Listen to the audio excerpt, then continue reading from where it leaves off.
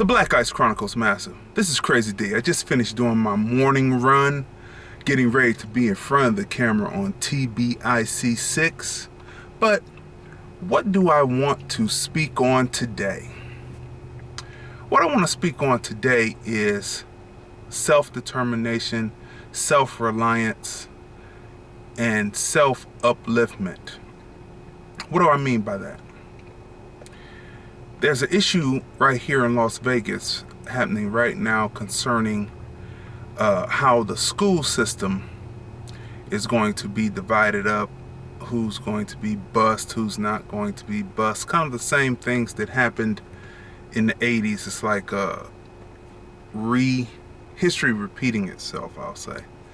And of course, the minorities, the so-called minorities, are on the bottom of the totem pole, feeling and getting the short end of the stick. And my thing is, black people are not a minority. We are a majority around the world, so thus we should begin to think like a majority. When you think like a minority, and what minority means is that you can't do for self, someone has to do something for you. You have to be provided assistance to even exist. We have to stop acting like minorities and start thinking like a majority. And what do I mean by that? We realize that the whole system of white supremacy and racism is to destroy black people. We understand that. So we can't expect for a people who are out to destroy us to actually really want to provide for us the correct assistance to live and thrive. We can't expect that. So what do we have to do? Thinking like a majority and wiping that minority label off of us altogether. What do we have to do? We have to begin to self-educate. What do I mean by that? We know that most of the schools aren't going to have an Afrocentric curriculum in the schools. So we have to make sure as parents that we take our children to the library. As grandparents caring for a grandson, a granddaughter, that we take them to the library where the truth about the lies is buried, to make sure that they know about our originality on the planet, being the first original people on the planet. 1, 2, let's go up to where we're here in this country, stole away, or the land stolen from us, and we invent and come up with inventions that make it easier, just inventions that have helped the world over. We have done here. So we have to teach our children that, and many times that self-education will also mean that many of us are learning it as adults for the first time. Once we know what we have done, how we created civilization to begin with, how we created math and science, we need to know about all of the inventions, the fountain pen apparatus, the tone arm apparatus, the ironing board apparatus, the gas mask apparatus, the traffic light apparatus. Once we know what we've done, then it's easier for our children to learn. So self-education means that, again, many of us as adults, we will be learning right alongside our children as we're opening a book, because many of us do not know what we've done. And then once you find out what we've done, we are no longer a minority within our own mind. Thus, we start to think like a majority. And from that point on, school, if they have inferior school systems for us, we're already learning about ourselves. And through that, we're learning math and science and English and learning our original language, learning additional languages because we're self-taught, we're self-teaching, and thus school will automatically become easier because we think like a majority. And how do I know that school becomes easier once you start to think like a majority and not a minority? Is because I practiced thinking like a majority during my years at Trinity High School, which was predominantly Polish. And anyone knows about Polish, go back and watch that clip on that and you'll hear that story.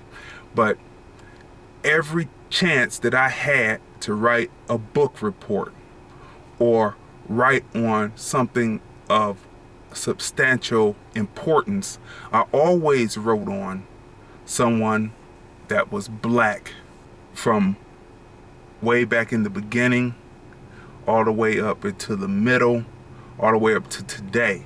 I always wrote about people who were important that were black, because all I would hear about is inventions from people who were white. And most of those times when you go back and really check his story, when you really go check his story, you find out that they stole a majority of the shit. Or if they didn't steal it, they took something and reformulated it and made it look like it was their own. They took something from way back that people wouldn't remember and then bring it forward and then say it's theirs. Oops, but that's stealing too. All right, so perfect example of that. I remember at Trinity, I was in my junior year of English, and we were doing reports. And the one young lady, she stood up. She was black, but she was one of those type of people who would change their diction. So if you're talking to, like me, I talk the same to everyone. You know, I speak the same to everyone. I don't change my diction. I don't put twang on or whatnot. So when she would be talking to her own people, she'd be like, yeah, girl, that. And then you could see her switch on a dime. If a white student came up to talk to her, she would turn and go, yes, how are you today? Talking nasal. That was one of those things. Talk nasal to sound more white, okay? So this time in class, she got up and she was talking about the Nation of Islam. I don't know how she got on it. It was in her book report or whatnot. And she said that Elijah Muhammad, and she was laughing when she said it, that the Honorable Elijah Muhammad, she didn't say honorable, she said Elijah Muhammad, so I'll speak the way she spoke. She said Elijah Muhammad came up with the organization and claiming that God is black. So then, you know, automatically my ears perk up. I'm like, here's a black person, and I know how she switches. She's a chameleon. She's switching, right? So I told the English teacher, who told me, now this is true, my English teacher, because of how I held myself and how I stood up and how I spoke out. He told me, this same English teacher, he told me that he had a dream that I was a civil rights leader, a big civil rights leader in the future, making change. That's what he told me. But anyway, so that's just in that, because when you hold yourself and you think and your third eye is open, people see the difference. So anyway, I told him I had to have a rebuttal. So I took all of her information and I went back, and basically what she was kicking was FBI J. Edgar Hoover COINTELPRO, trying to discredit a black organization because he was in fear of a black messiah. And so most of her information came from books that came out that were based on the COINTELPRO. So I went in and I broke it down with biblical passages and just broke down about how it was a destruction of black people, like white supremacists and racists have always done to try to get rid of us. Of course, she had her head down and she didn't want to listen. But years later, I see her, she's got the dreads and she's pledged, and all of a sudden she's more Afrocentric. But we know where it came from. She was dark brown.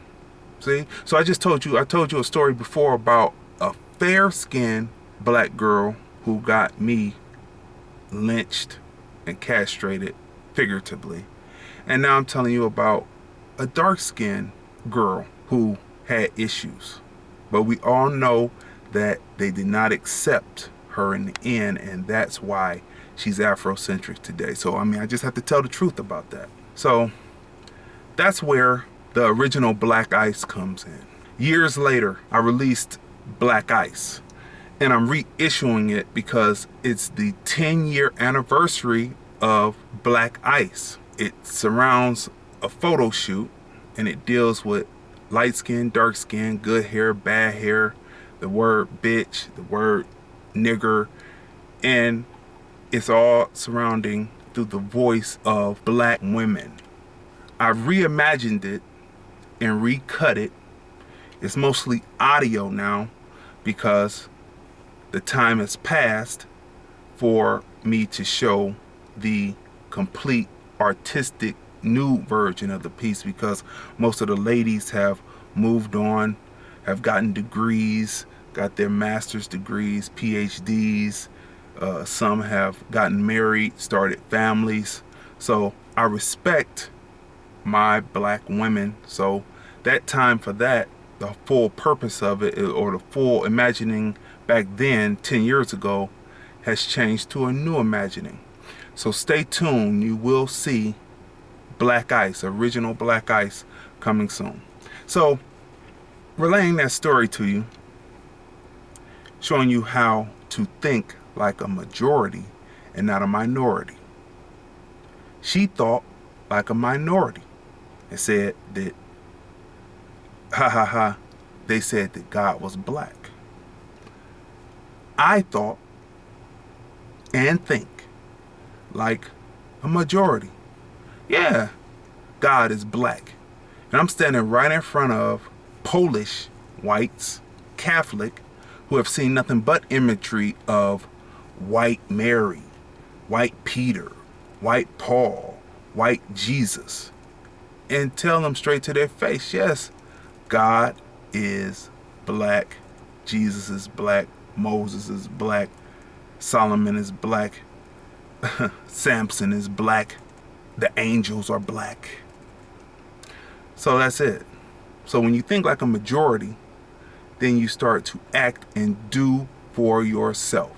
Self-education is the key first. Then after self-education, you start to learn about finance. Then you start to learn about ownership. Then you start to learn about self-motivation, self-upliftment, self-entrepreneurship, self-advancement. And that self-advancement is not I, but we as a group of people coming together to work together in cooperation. And so that's it. So that's the difference between thinking as a minority versus a majority.